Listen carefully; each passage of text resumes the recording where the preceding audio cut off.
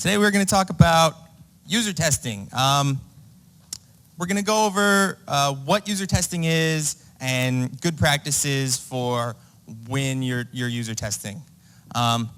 So can anybody tell me what user testing is? Show of hands, no one, anybody? Yeah. Going to the user, showing them your app, getting feedback from them.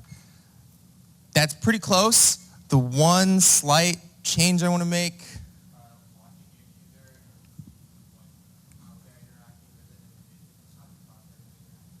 Perfect, hit the nail on the head. The one main difference between showing a user an app and watching the user use your app. That is the main difference. You just want to see what happens when a user is actually using your app or playing your game. You're not showing them things, they are showing you things. One more. Yeah. So, when you're preparing to test your app or your game, you need to keep in mind two things. One, that you have a goal, and two, you need to pick the right testers. More slides. So, knowing your goal is super important. There are two types of play testing, and that's going to depend on your goal. There's play testing for user experience, getting feedback from your user, what they're doing when you're in your app, and there's play testing for bugs, finding bugs, fixing your app or game, things like that. And what you're going to do is going to depend greatly on what your goal is. I just talked about testing for user behavior, so we're going to jump past that one. Right, so when you're testing for user behavior, you cannot interfere. It's all about give your user your app, see what they do, don't talk with them, don't interfere. I cannot stress this enough. When a user is out in the wild, they just downloaded your app, they're going to go through it and see what they're going to do. You're not going to be there to talk to them. You're not going to be there to help them. You're not going to be there to do anything. So when you are user testing here, you should practically not be there. You are just an observer. You are there to watch and see what they do. Nothing else. Do not talk to them. Seriously, you ruin everything if you talk to them. You might as well not play test if you're going to interfere. All right. It's worth saying at least 1 million times. Everyone does it every single time. We say, all right, it's time for user testing. Everybody breaks up into their groups. They start user testing. The room turns into a circus. Everybody's talking to each other. Everybody wants to know, what do I do? Oh, I'm stuck. Help me. They're going to ask you for help. Your user is going to ask you for help. You can't help them. You're not going to be there to help them when they download your app in the wild. You can't help them when they're right in front of you. There is one exception to that, and it's if they are completely stuck and about ready to throw the phone at your face. If they're completely stuck and they're not able to move on, and it's been a long time and they're just not figuring it out and they're about to give up, you need to make a note of that. You have failed completely. They got stuck. If they were in the wild, they would have quit your app, uninstalled it, never come back. But there's stuff they haven't gotten to yet that you want to play test or user test. You can tell them in this situation only what they need in order to move past the point they're stuck at, and then you have to be quiet. Still, no more talking. And keep in mind where the failure was, because after this point, everything's a little biased. You have interfered. Things are going to be a little strange. You have to fix what happened, test it again later. Okay, you are your worst playtester by a huge margin. Huge, huge, huge margin. You know everything about your app. You know everything that it's supposed to do. You know exactly what you envision people doing. If you think your app is balanced, it's so far off, I can't even tell you. Every single game that comes through here, if the developer thinks it's in a great place, well balanced, oh, it's the perfect difficulty, it is way too hard. way, way, way too hard. You're going to make assumptions about your app based on how you've designed it, based on what you think your users are going to do. It's going to be wrong. Your experience using your app is going to be like no one else's experience using your app. So keep that in mind and basically ignore yourself. Just look at what actual users do when they're using your app. So when you're testing your app, especially for bugs, you need to break your habits. You need to do things that you would never do, things that you couldn't imagine anyone possibly ever doing, but it's going to happen. There are going to be those times when there are 15 inputs on the screen at once and you're incredibly confused. There are going to be those times where people go from menu to menu to menu in the weirdest order and just everything breaks. It's going to happen. If your app is successful, there are going to be thousands of people using them all the time. Everything is bound to eventually happen once, and if it crashes, that is a 1-star review. Test everything. Break your habits. We had a bug one time on the game Jeremy and I were working on during the login process. When you logged in, it would tell you that your name was already taken, and then anything you put in after that, it could have been 100 characters long, just random inputs. It would always tell you, this name is already taken. We got a lot of bad reviews on this, and I spent probably a week straight doing nothing but creating accounts. I was never able to reproduce the bug. I created so many accounts, it's not even funny. It turns out, eventually we found out what the problem was. I have no idea how he figured it out, but the problem was, when you go through the login process, if you clicked the buttons in a particular order, everything went wrong. It had something to do with, you pressed cancel and then OK to create the account, and that was just something I never did. Whenever I was creating an account, it's always all right. And then it became very monotonous, right? I created accounts for hours, days straight. It became incredibly monotonous. I was just doing the same thing kind of over and over with slight tweaks, but I never played around with like the input order. But that was what the problem was. So make sure, know what you're doing, know your habits. If you're doing the same thing all the time, that's not when things are going to go wrong. Things are going to go wrong when you do weird things. So make sure to do weird things. As I was saying, try to break everything. If it's a game, you should try, how far can I get just using the one, stupidest infantry unit? What happens if I just build all of these things? What happens if I only go for one resource? What happens if I just do the craziest things you can think of? Because that is where things are going to break. Things break at the extremes. You need to know every way of getting through your app. You should be able to tell me, dead tired, not having slept for 4 days, half asleep, with your eyes closed, how to get from any part of your app to any other part of your app, and then back again, like 10 times over. You need to know your app like the back of your hand. Because if you don't, nobody else will. All right. Choosing a good tester is extremely, extremely important. And when you're choosing a tester, you need to keep in mind two things. Your target audience and, actually a few things. Your target audience, the tester's age, and their experience and relationship with you and your app. So when testing for age, if you're user testing, trying to test your experience, you want to go for the youngest user that can understand and use your app.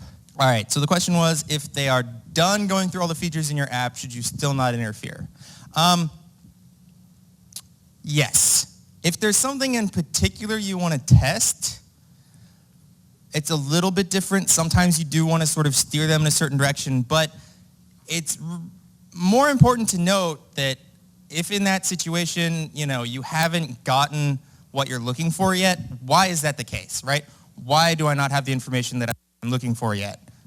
If they've gotten through everything, just see what they do. There's still a lot of information there, right? You don't want to just user test the first 5-minute experience for everyone. You want to see what they do when they keep using your app. We're not hoping that most of our users are going to use our app for a few minutes. We're hoping they're going to keep using it for quite a while. So it's still very important not to interfere and observe what happens naturally. Jordan?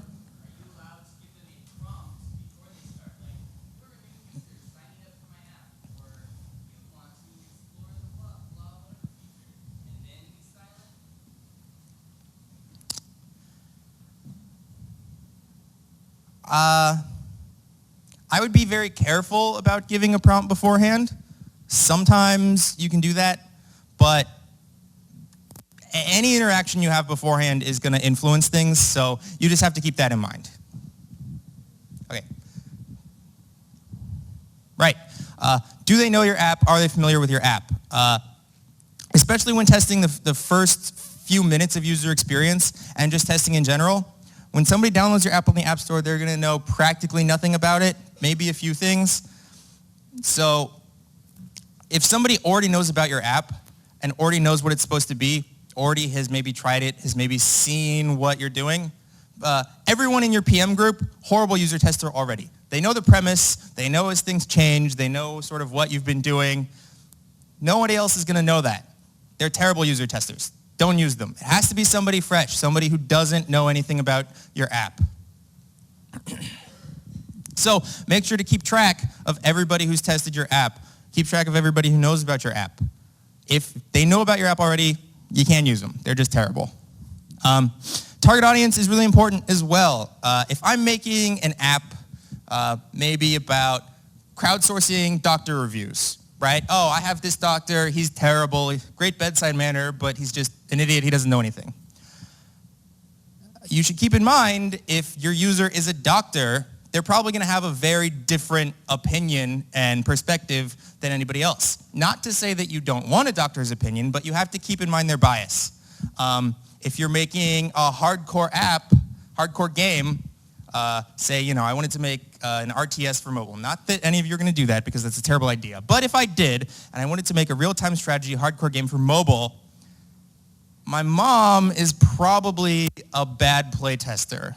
She, plays Candy Crush, which is fine. That's good for her. She'll be great for testing a casual app, but probably not very familiar with the things you need to play a hardcore real-time strategy. So you have to keep that in mind. Know your target audience. Is your tester part of your target audience? And do they like you? Once again, I'm going to go with the mom example. Mom is probably not going to tell me, this thing is terrible. I have no idea what I'm doing. It's really awful. Well, maybe your mom will, but probably not. Or maybe your mom will be much more strict on you. Who knows? But regardless, your mom is going to have a very special relationship with you, and they're going to be incredibly biased towards, the feedback they give. A complete stranger doesn't know you. They don't care. I'm not going to be concerned about hurting somebody's feelings. I don't know them. I'm not going to be concerned, about making it the super best, right? If they know you, if they're your friends, they're not going to give you real feedback. It's just how it is. Even if it's not intentional, they're going to be biased. They're going to sugarcoat it. So find strangers, make them play your app, make them use your game, except reverse those. Play your game, use your app. Anyway, strangers, those are the playtesters, not your friends. And you have to know your bias. Ultimately, you're not going to get a perfect playtesting session. Almost everybody here is going to probably have heard a little bit about your app or your game. That's just how it is. This is a very, specific group of people here, and they're probably not going to be your average user, unless, this is your target audience. So just keep that in mind when you're playtesting. It's never going to be perfect. Understand the biases going on. Understand all of that. All right. This is super important. Do not listen to the feedback. And I mean that almost exactly as I say it. A user might tell you, if you ask a user, how do you like your horse experience, right? Horse-drawn carriage. They might tell you, oh, well, it'd be super great if I had a faster horse. That'd be fantastic. Well, that's great. So you can go home and try and make a faster horse, but that's not really going to work. Why don't I give them a car, right? They might ask for a faster horse when really they want a car. That's a saying. But your user, they're going to have problems, and they're going to give you feedback. And what you need to look for is, what is the root of the problem, right? If the feedback is, I want a faster horse, it's not necessarily, I want a faster horse. It's, I want a faster mode of transportation. So keep that in mind. Your user's feedback is going to be biased, and you need to look for what the root cause of it is. All right. This is far and away the biggest mistake I ever see people make. Second only to interfering and talking with their user. I have seen somebody trying to do user testing. All right, here. You want to play my app? Yeah? All right, great. Let me know how that goes. Just you go over there. I'm gonna work on my app over here. They don't watch what you're doing. If I can't see the screen and I can't see what they're experiencing, it's pretty useless. 90% of the feedback you get is going to be what they're actually doing, what they're touching on the screen, how long it takes, what they're tapping on, where they're struggling, not what they tell you. You have to watch what they do. Try and see if you can get in a position where you can see their screen and also the face. That's ideal. Like my ideal playtesting situation is where I've got just like, I can see their face, I can see the screen. That would be super fantastic. That's probably not realistic. So just shoot for watching the screen. If you can't see the screen, you shouldn't be playtesting. You have to watch what they tap on. Okay. That is that for playtesting guidelines. Does anyone have any more questions? Okay. We are going to be doing playtesting later yep.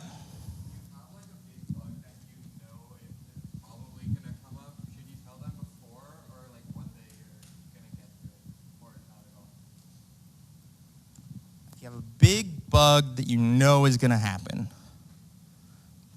I would say if you have a big bug that you know is going to happen, you probably shouldn't be doing playtesting at that time or user testing.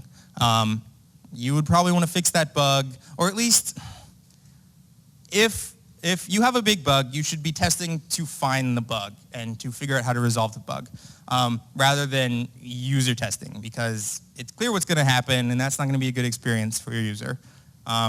So just if you need them to help you find the bug, you absolutely should give them the context of, right, I think it's related to this. It happens when this has gone on. Can you sort of try and figure out what's going on there, but not user testing, not like user experience. So if you don't have a tutorial section yet and you want to test the gameplay, then are you allowed to explain your tutorial? If you don't have a tutorial yet and you want to test the gameplay, should you explain the tutorial? No. You should see what happens. Most people aren't going to read your tutorial anyway, right? So you should just find out what happens when a user is just given my app in front of them and see what happens. See what they do. See what their instincts are. Most games and apps should be fairly intuitive, so see whether it works out. This is one of those examples where if, you hand them the app, they just can't figure out what they're supposed to do, that's one of those times where you can come in and say, right, you're stuck, here's what you're supposed to do, and then back off. But don't tell them up front. See if they can